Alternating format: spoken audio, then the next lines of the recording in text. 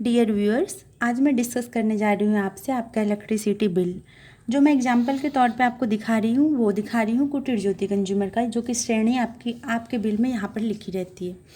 जो फेज है वो सिंगल फेज है, जो एरिया है वो रूरल एरिया है, जो कॉन्ट्रैक्टेड डिमांड है वो 100 वाट का है और जो डिमांड रिकॉर्ड की गई है वो 0.42 है, जो कि इससे कम है। इससे कम है या ज़्यादा है इस जगह की वैल्यू ये डिपेंड करती है कि आपने कंजम्पशन ज़्यादा किया है या उससे कम किया है, और ये बहुत ही ज़्यादा इंपॉर्टेंट रोल अदा करता है कि आपका बिल ज़्यादा आएगा या कम आएगा। ये मैं आपसे अगले वीडियो में डिस्कस करूँगी एक्सेस डिमांड चार्ज क्या होती है। नेक्स्ट जो मेन पॉइंट होती है, जो इंपॉर्टेंट थिंग है एक बिजली बिल में, वो है आपका यूनिट कंजम्पशन।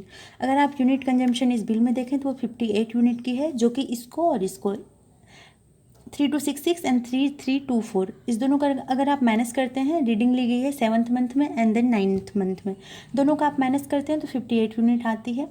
यह जो बिल है वो 2 मंथ की है, अगस्त एंड सितंबर। बिल दिवस जो लिखी रहती है वो यहाँ पर लिखी रहती है 63 डेज, मीन्स 2 महीने से ऊपर की है, इसलिए यहाँ पे लिखा हुआ अगस्त एंड सितंबर 2 मंथ्स की ये बिल है, that is 63 days.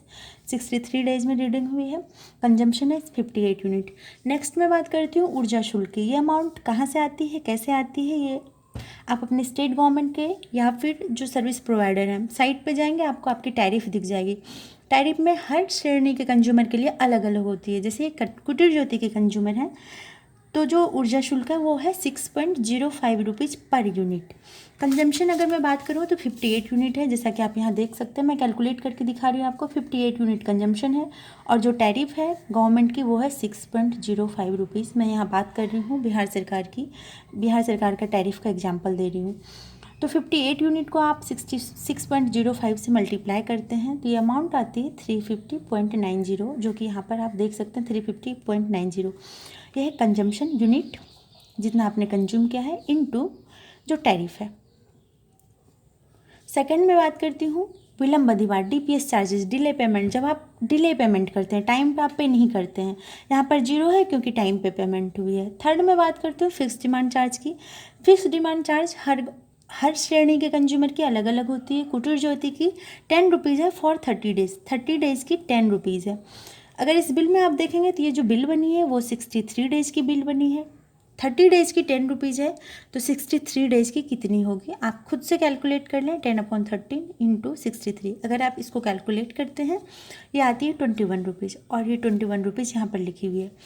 Excess demand charge, ये मैं बता रही थी यहाँ पे, अगर 100 वाट से ये कम है तो एक्सेस डिमांड चार्ज नहीं लगेगी, recorded demand.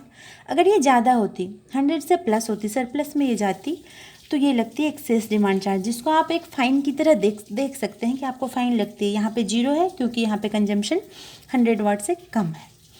Next fail charge आपको नहीं लगती है। इलेक्ट्रिसिटी टैक्स लगती है आपको, जो आपकी बिल आई, जो आपकी ऊर्जा शुल्क आई 350.90 रुपीज़, इसकी लगती है 6%। आप अपने बिल में देखें जो भी वैल्यू यहाँ पे आई है उसका 6% कैलकुलेट करेंगे तो ये अमाउंट आती है आपकी विद्युत कर।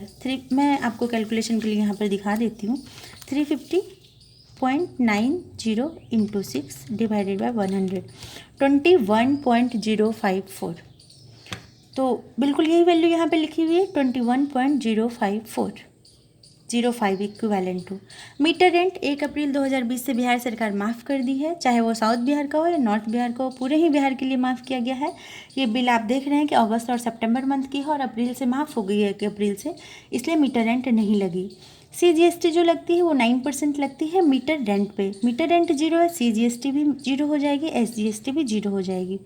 कैपेसिटर प्रभार कुटीर ज्योति के कंज्यूमर को नहीं लगती है, इसलिए यहाँ 0 है। किस्त की राशि तब लगती है अगर आपका पहले बहुत ज़्यादा पैसा हो गया हो और आप इंस्टॉलमेंट में पेमेंट करना चाहते हैं। अगर आप 2 इंस्टॉलमेंट या 3 इंस्टॉलमेंट में पेमेंट करना चाहते हैं तो यहाँ पर किस्त की राशि शो करती रहेगी कि आपका कितना बाकी है, कितना आपको जमा करना है। नेक्स्ट अन्य शुल्क हर किसी के बिल में नहीं होता। अगर आप अपना बिल देखें तो शायद ये अमाउंट ना हो।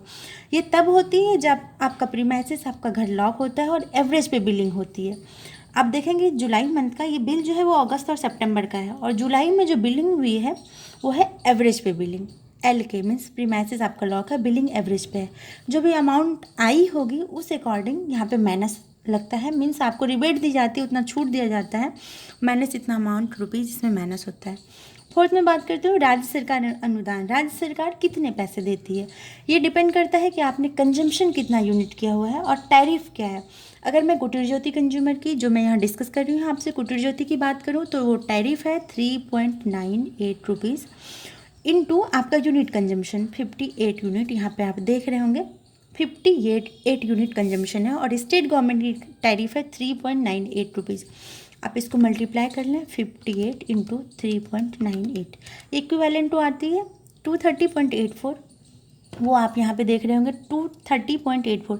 ये हमेशा माइनस में रहती है इसलिए क्योंकि जितना आपका अमाउंट जोड़ कर आता है उसमें इसको घटाया जाता है, इसलिए यहाँ पे आपके बिल में माइनस में शो करता रहता है। राज्य सरकार अनुदान हमेशा माइनस में शो करेगा।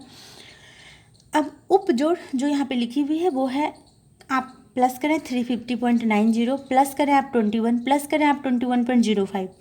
इतना प्लस करने के बाद राज्य सरकार जो पैसे देती है वो भी माइनस करें। अन्य शुल्क में अगर आपकी माइनस में राशि दी गई है तो आप इसको भी माइनस करें। मैं करती हूँ 350.90 प्लस 21 प्लस 21.05, ये इक्वल आती है 392.95।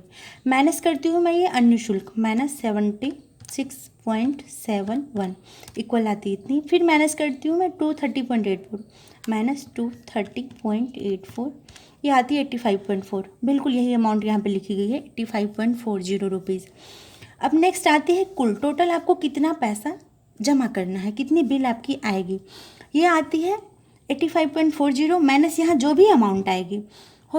यहाँ पे हो सकता है प्लस में, हो सकता हो माइनस में हो, डिपेंड करता है आपका पिछले का बकाया तो नहीं है। यहाँ पे जो अमाउंट लिखी जाती है, अगर आपको जो भी राज्य सरकार टाइम पे भुगतान करने में छूट मिलती है वो अमाउंट यहाँ पे आती है। ये पिछले मंथ में टाइम पे पेमेंट अगर इस बिल की हुई है तो उसी में जो रिबेट मिली है वो अमाउंट यहाँ पे माइनस में शो करता रहता है।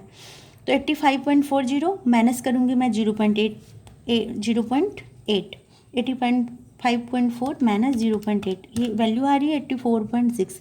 ये पेमेंट अब करनी है।